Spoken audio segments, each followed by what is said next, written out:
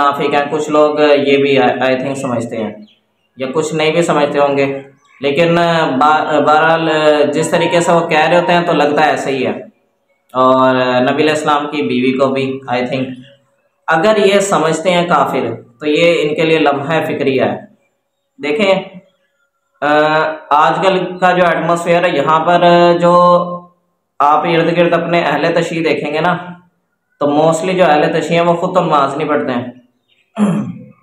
इर्द गिर्द देखेंगे आप, अहले बैत से मोहब्बत का नाम, मैंने खुद अहले तशी एक बच्चा है, वो मेरा स्टूडेंट भी है, और उनसे बात भी होती है बच्चे से, तो वो कहता है कि सर के मोस्टली जो है ना लोग वो नमाज ही नहीं पढ़ते हैं। वो कहते हैं कि हमें अहले बैत बख्शवा लेंगे, यानी कि उनका फलसफा देखें कैसे, किस तरीके से। अहले बैत ने तो कहा है कि हमारा ताल्लुक ही नहीं होगा, और एक जगह तो मैं सुन रहा था, ये बात पता नहीं आई थिंक सच भी है या नहीं है, कि पक्का नहीं मैं कहता हूँ इस चीज़ से रिलेटेड, कि हज़रत अली रज़ियल्लाहु ताला अन्हु के बारे में है कि उनके पास एक शख्स है, उसने कहा कि मैंने मन्नत मांगी थी कि ये चीज़ अगर पूरी होगी ना तो मैं कुत्ते के साथ खाना खाऊंगा।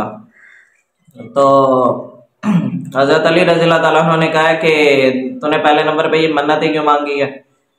तो उसने कहा कि बस मैंने मांग ली थी। उन्होंने कहा अब तूने मांगी है तो अब इसको पूरा कर। उन्होंने कहा कैसे मैं पूरा करूँ, वो तो मुझे अब वाकई करना पड़ेगा। तो उन्होंने कहा हाँ करना पड़ेगा। अब ऐसा कर, तू ऐसा शख्स ढूंढ जिसने 3 दिन से नमाज ना पढ़ी हो, उसके साथ खाना खा ले। यानी कि इस तरीके से बात क्लियर किया है कि बेनमाजी शख्स जो है वो कुत्ते से भी बदतर है, उसके साथ खाना खा लो।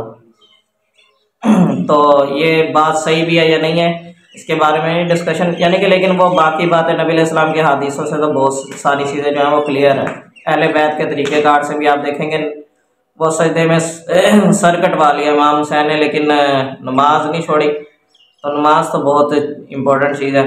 बाकी रही कि अहले तशियों ने जो कुफर का फतवा लगाया ना उन पर, खुलफाए राशिदीन पर, अगर जो ये समझते हैं, जो काफिर मुनाफिक या मुशरिक जो भी, वो अगर समझते हैं अगर इस चीज़ को, तो ये कुफर का फतवा इन्हीं पर लौट आएगा और ये खुद दायरे इस्लाम से बाहर हो जाएंगे। और मैं इनको एक समझाने की हद तक कहना चाहता हूँ, मानने ना मानने वो मुझे कोई इस चीज़ से फ़र्क नहीं पड़ता। कोई शख्स हिदायत लेना चाहता है नहीं लेना चाहता, ये मुझे इस चीज़ से कोई ताल्लुक नहीं है।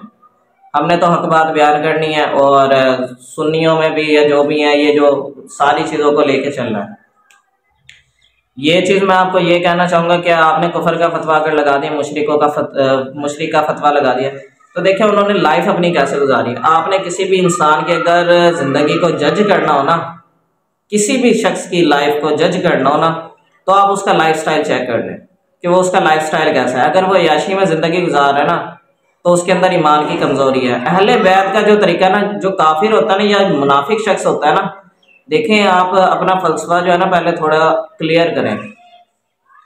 जो काफिर या मुनाफिक होता है ना, उसका बिलीव नहीं होता, ठीक है, या किसी और बुतों पर अगर बिलीव है, तो पहले तो अपना आप लोग फलसफा क्लियर करें।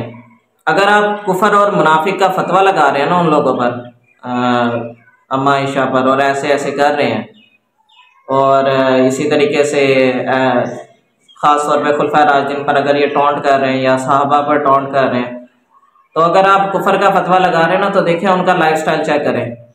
हज़रत अबू बकर सिद्दीक़ ने, जो काफिर लोग होते हैं ना, उनके लिए तो दुनिया ही सबसे ज़्यादा जन्नत है। नबी इस्लाम की हदीस है कि मोमिन के लिए दुनिया जो है कैद खाना है, और काफिर के लिए क्या है, जन्नत है।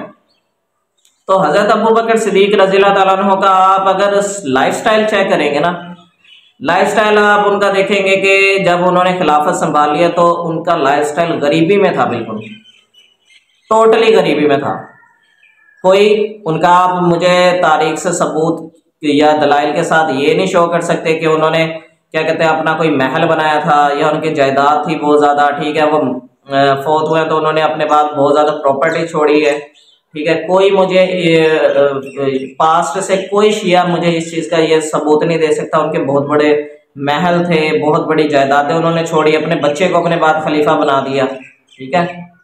काफिर और मुनाफिक की तो सबसे बड़ी विशि ये होती है कि अपने बाद अपने बच्चों को जानशीन बना के जाता है ना, वो उसने दुनिया में याशी करनी है, खाना पीना टिका के और याशी करने टिका कर। तो देखें खुलफाए राशिदीन में हज़रत अबू बकर सिद्दीक़ रज़ियल्लाहु ताला अन्हु ने ऐसा कोई काम नहीं किया। अपने बच्चे को जानशीन बनाया, कोई महल, कोई जायदाद, कोई बहुत ऊंचे ऊंचे खाने खाते हो, बहुत बड़े बड़े पकवान खाते हो, ठीक है। तो अक्ल को इंसान को थोड़ा बहुत ना यूज़ करना चाहिए।